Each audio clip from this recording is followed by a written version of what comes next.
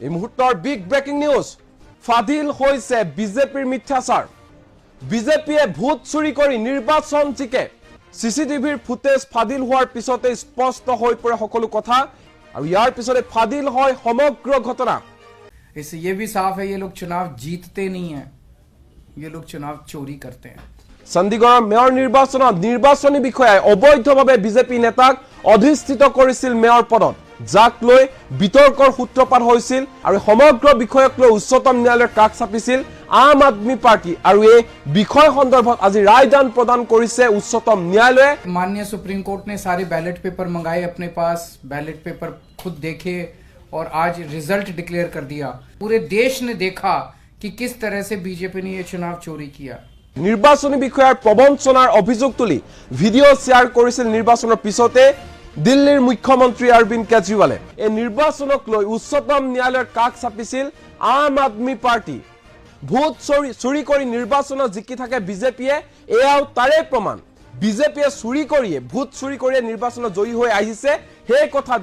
সেই কথা যেন উদঙাই দিছে চণ্ডীগড়ৰ মেয়ৰ নিৰ্বাচনত ৩৬টা ভোটৰ ৮টাকৈ ভোট চুৰি কৰিছিল বিজেপিয়ে इस चुनाव में 36 वोट थे टोटल बीजेपी वालों ने 8 वोट चोरी कर लिए কিছুদিন পিছতে দেশৰ আটাইতকৈ ডাঙৰ নিৰ্বাচন লোকসভা নিৰ্বাচন অনুষ্ঠিত হ'ব কিন্তু তাক লৈ এতিয়া মনত অলেখ প্ৰশ্ন উদয় হৈছে এই নিৰ্বাচনক লৈ এতিয়া মনত ভয় হৈছে শংকা হৈছে কাৰণ ইয়াত 90 কোটি ভোট আছে সেইবাবে ভয় হৈছে জানোচা কিবা কৰে বিজেপিয়ে কিবা খেলিমেলি সৃষ্টি কৰিব নেকি তাক লৈ মনত প্ৰশ্ন হৈছে 90 কোটি ভোটৰ কিমান ভোট বিজেপিয়ে চুৰি কৰিব হেয়া ভাবিলে মনত ভয় লগা হৈছে এনেধৰণে মন্তব্য প্ৰকাশ কৰিছে অৰবিন্দ কেজৰিৱালে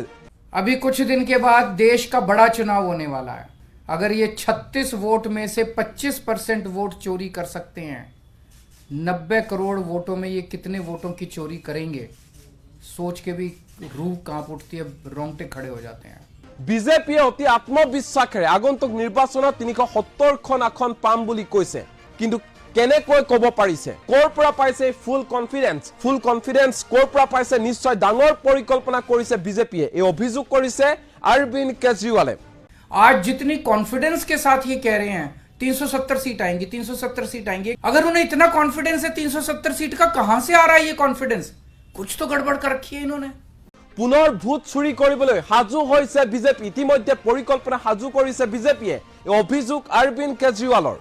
বিজেপিয়ে নিৰ্বাচনত জয়ী হয় কেৱল মাত্ৰ ভোট চুৰি কৰি হেয়া স্পষ্ট হৈ পৰিছে কেৱল মাত্ৰ ভোট চুৰি কৰিহে নিৰ্বাচনত জয়ী হ'ব পাৰে বিজেপি চণ্ডীগড়ৰ মেয়ৰ নিৰ্বাচনৰ ফলাফলে বিজেপিৰ সকলো কুকৰ্ম মিথ্যাচাৰ এক প্ৰকাৰ ফাদিল কৰি পেলালে এই মন্তব্য কৰিছে অৰবিন্দ কেজৰিৱালে বিজেপিৰ মুখা খুলি পেলালে সকলো ষড়যন্ত্ৰ ফাদিল হ'ল চণ্ডীগড়ৰ মেয়ৰ নিৰ্বাচনত যে কেনেধৰণে তেওঁলোকে ভোট চুৰি কৰে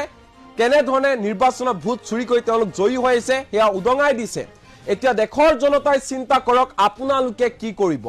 কি ধৰণে আচলতে নীতি বহিৰ্ভূতভাৱে অবৈধভাৱে বিজেপি নেতাক মেয়ৰ হিচাপে নিৰ্বাচিত কৰিছিল নিৰ্বাচনী বিষয়াই তাক লৈ তীব্ৰ ককৰ্থনাৰ সন্মুখীন হৈছিল বিজেপি আৰু সমগ্ৰ বিষয়ক লৈ উচ্চতম ন্যায়ালয়ৰ কাষ চাপিছিল আম আদমি পাৰ্টি আৰু এই বিষয় সন্দৰ্ভত আজি ৰায়দান প্ৰদান কৰিছে উচ্চতম ন্যায়ালয়ে আৰু উচ্চতম ন্যায়ালয়ৰ ৰায়দান আম আদমি পাৰ্টিৰ পক্ষত উচ্চতম ন্যায়ালয়ৰ ফালৰ পৰা স্পষ্ট ৰূপত কোৱা হৈছে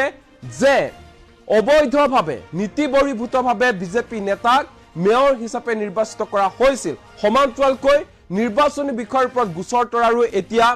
নিৰ্দেশ দিছে উচ্চতম ন্যায়ালয়ে আৰু এই সমগ্ৰ বিষয়ক লৈ দিল্লীৰ মুখ্যমন্ত্ৰী অৰবিন্দ কেজৰিৱালে কিছু সময় পূৰ্বে এখন সংবাদমেল সম্বোধন কৰিলে আৰু তাতে উচ্চতম ন্যায়ালয়ৰ এই যি ৰায়দান তাক ধন্যবাদ জ্ঞাপন কৰি এই ৰায়দানক ঐতিহাসিক ৰায়দান আখ্যা দিছে দিল্লীৰ মুখ্যমন্ত্ৰী অৰবিন্দ কেজৰিৱালে এই মুহূৰ্তত অৰবিন্দ কেজৰিৱালৰ মন্তব্য আমাৰ লগত আছে সংবাদমেলত কি কৈছে অৰবিন্দ কেজৰিৱালে শুনো আহক सुनते तो थे कि बीजेपी वाले गड़बड़ करते हैं सुनते तो थे कि बीजेपी वाले बदमाशी करते हैं वोटों की चोरी करते हैं पर कभी कभी मन कर सबूत नहीं था